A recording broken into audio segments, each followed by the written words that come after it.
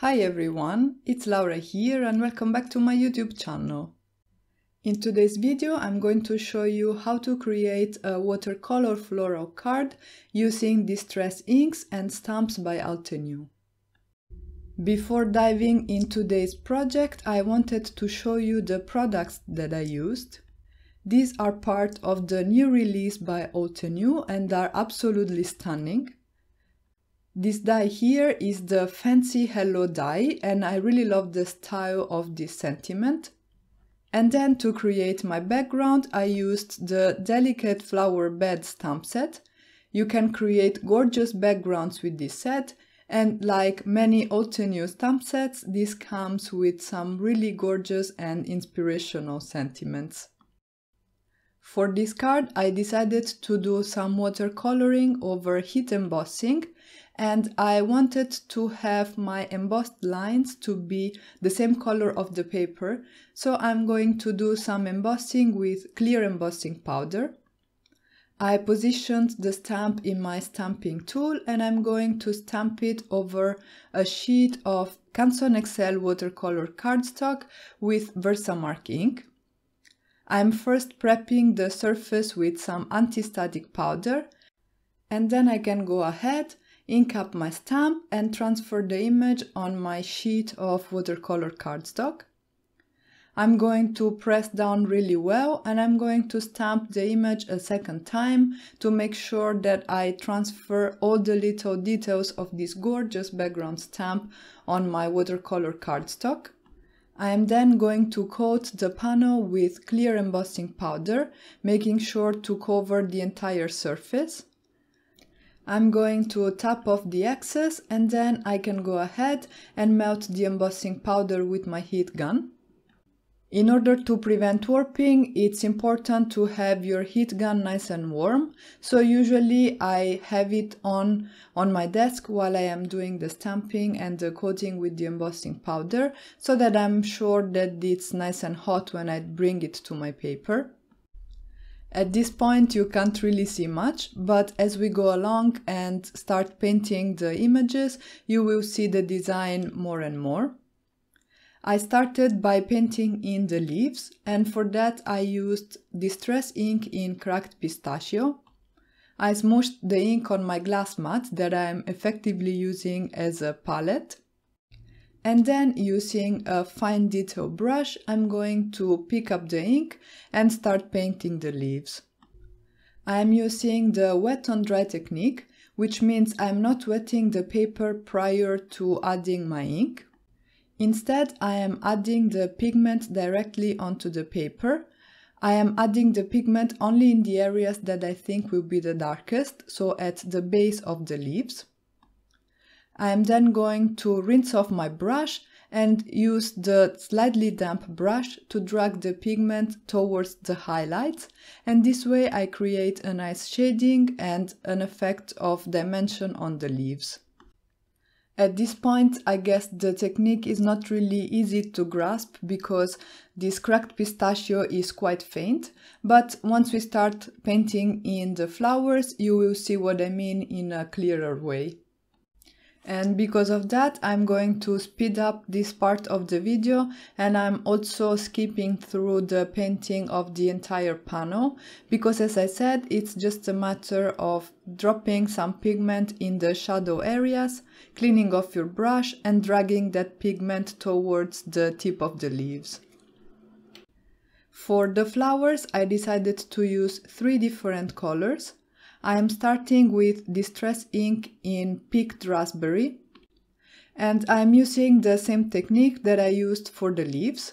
So I smooshed my ink pad on my glass mat, and I am going to start painting each petal by picking up the pigment directly from the mat, dropping it in the center of the flowers, and then I am going to clean off my brush and used the dampness in the paintbrush to drag the pigment towards the tip of the petals.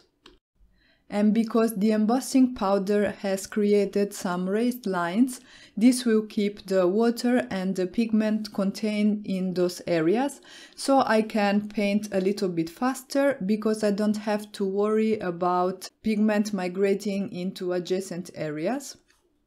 And I really love the look of watercolor over white or clear embossing powder. The second color I chose to paint in the flowers is the shaded lilac distress ink. And again, I'm using the same technique that I described so far. And I think this background stamp is really gorgeous.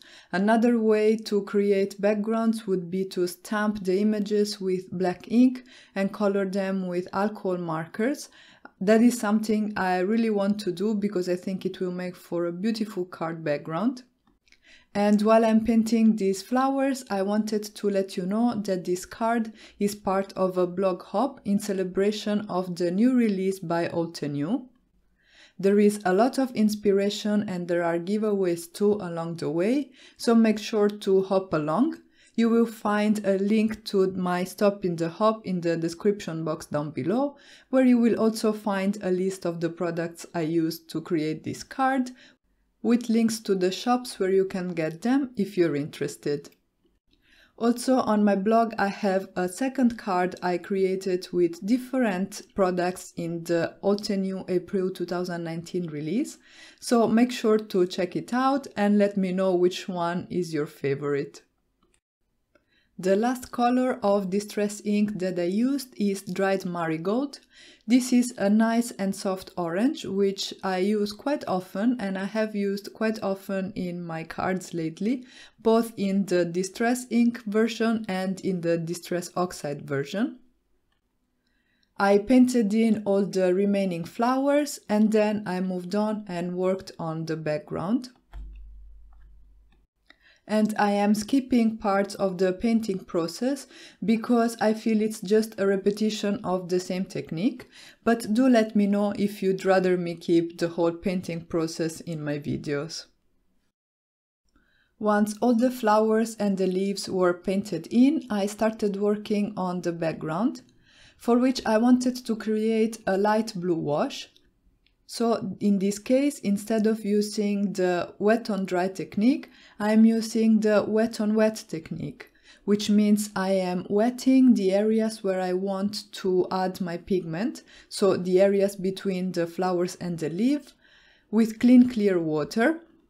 And then only at that point I'm going in with my Peacock Feathers Distress Ink, which I have on my glass mat and I have diluted a little bit. And I'm adding it into those areas so that I create a light wash. I'm going section by section so that the water doesn't dry while I'm painting in with my Peacock Feathers Distress Ink. And I'm not worrying about getting a flat wash. On the contrary, if I have a bit of variation in the intensity of the color of my background, I think that is added value to the card because it creates interest and movement. I painted in the whole background and then once it was dry, I trimmed down my panel and the final size is 3 3/4 inches by 5 inches. I am using my guillotine trimmer and I decided to cut down this panel because I wanted it to layer over some colored cardstock.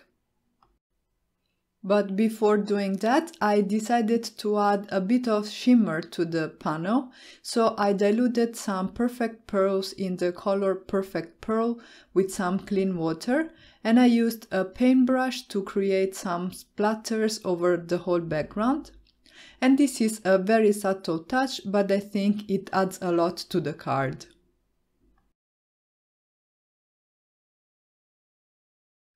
For the sentiment, I used the Fancy Hello die by Altenew. This is also part of the new release and I think it's really gorgeous. I die cut it 3 times out of some black cardstock and then I stacked the die cuts together to create a dimensional sentiment. I used Nuvo Deluxe adhesive to adhere all the die cuts together, but you could also use something like Stick It that basically turns each die cut into a sticker so that you can layer them easily. And I really like creating dimensional sentiments on my cards, it's really a nice touch. I decided to layer my panel over some black and pink cardstock.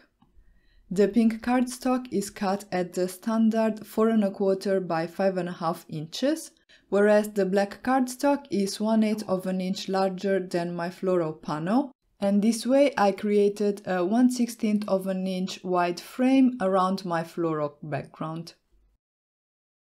I adhered all the layers together, again using liquid glue, so that I had a little bit of time before the glue dried to get a precise alignment of the layers. And then I moved on and created the second part of my sentiment. I chose the one that reads "I'm just a thought away" from the Delicate Flower Bed stamp set, and I heat embossed it with white embossing powder over some black cardstock. And I trimmed it down to a very thin strip using my guillotine trimmer. Before gluing down the sentiments, I decided that I wanted to create a little bit more depth and a little bit more definition in the flowers.